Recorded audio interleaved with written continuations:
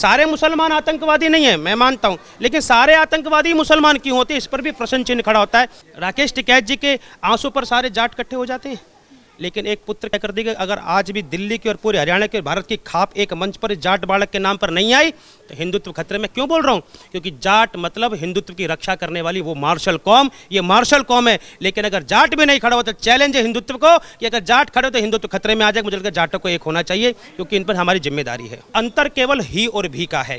हम चाहते हैं तुम भी और हम भी, वो कहते हैं केवल हम ही।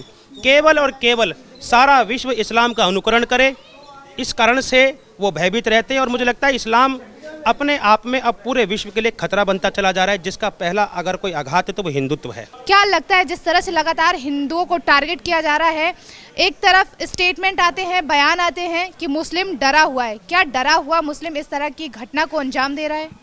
देखिए, एक बात हमको समझनी पड़ेगी कि मुस्लिम क्यों डरा हुआ है। मुस्लिम डरने के पीछे कारण क्या है।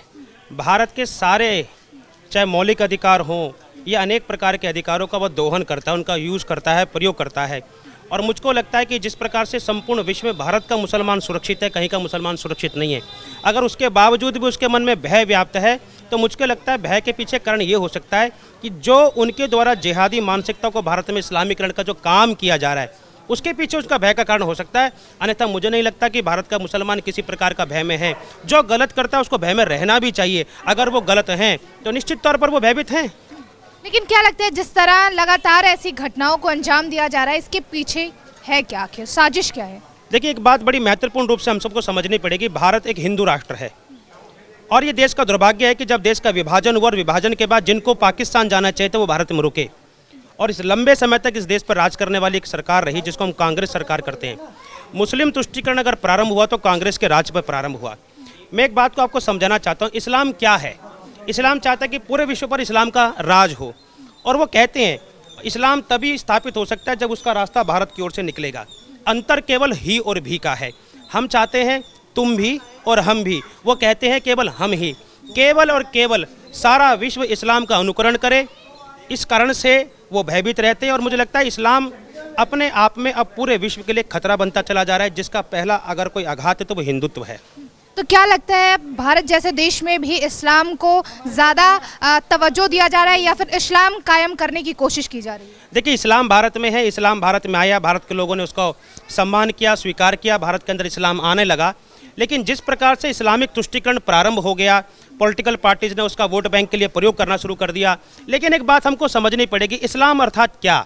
कुछ लोग बोलते हैं इस्लाम एक शांति का पैगाम, शांति का मैसेज देने वाला एक धर्म है। लेकिन मैं आप लोगों से एक प्रश्न पूछता हूँ कि भारत में या पूरे विश्व में जितनी भी आतंकवादी घटनाएं होती हैं उसमें केवल मुसलमान ही शामिल क्यों होते हैं।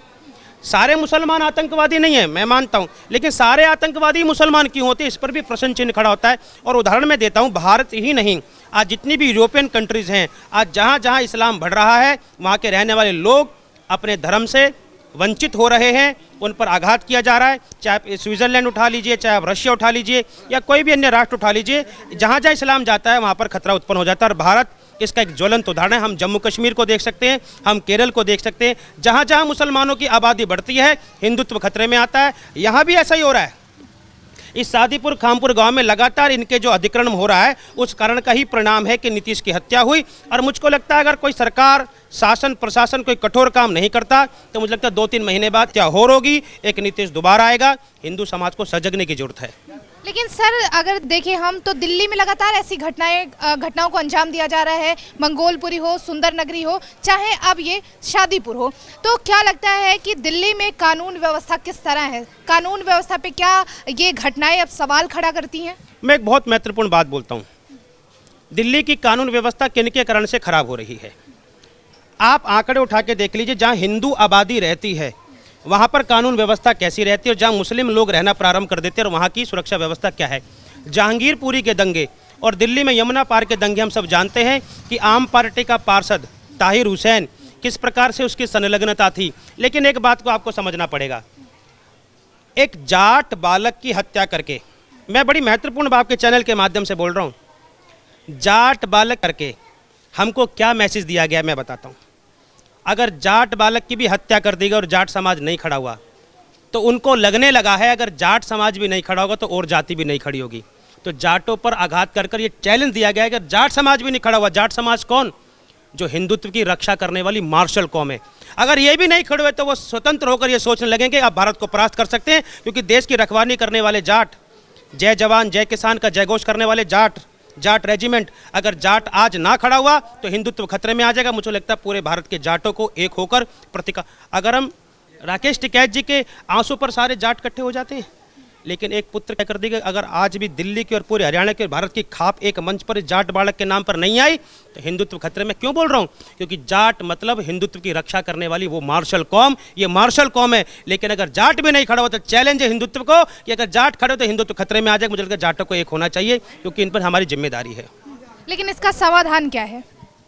समाधान केवल एक ही है कि समस्त हिंदू समाज को जात बिरादरी से ऊपर उठकर एक होना चाहिए। जात बिरादरी हमारे लिए कोई महत्व नहीं रखती। हम सब हिंदू हैं, एक भाव से रहिए। एक शमशान, एक कुआं, एक ही थाली में भोजन खाना हमको प्रारंभ कर देना चाहिए। कोई भी जात पात की बात करता है उसका प्रतिकार कर देना चाहिए। और मुझको लगता है आपको समझना पड़ेगा, भारत केवल और केवल हिंदू राष्ट्र है। अगर जिस प्रकार से रोहिंग्या कौन? जब इनको भोजन नहीं मिलता तो ये मनुष्य का मांस भी खाना प्रारंभ कर देते हैं। म्यांमार से बुद्धिस्ट, मैं बड़ी महत्वपूर्ण बात बोल रहा हूँ, बुद्धिस्ट कौन? अहिंसा परमो धर्मा, जो अहिंसत्व में विश्वास करते थे। बुद्धिज्म में विश्वास करने वाले बुद्धिस्टों ने रोहिंग्याओं को म्यांमार से मारकर क्यों भगाया? क्योंकि रोहिंग्या म्यांमार पे कब्जा कर रहे थे। उनको लगा हमारे धर्म पर, अस्तित्व पर प्रश्न चिन्ह खड़ा हो गया है, तो उन्होंने क्या करना प्रारंभ कर दिया? बुद्धिस्टों ने किसको मारना प्रारंभ करा? रोहिंग्याओं को मारना प्रारंभ करा। अब भारत में भी रोहिंग्या और एक वर्ग विशेष जिसको हम मुसलमान बोलते हैं, भाईचारे का नारा देते हैं, जिनकी सेवैयाँ खाते हैं, मट्ठी खाते हैं, इनके त्योहारों में जाते हैं, जो हमारा प्रसाद खाना भी स्वीकार नहीं करते, हिंदुओं को एक मत होकर इनका प्रतिकार करना पड़ेगा। और एक महत्वपूर्ण बात, अगर कुछ नहीं होता तो मुझको लगता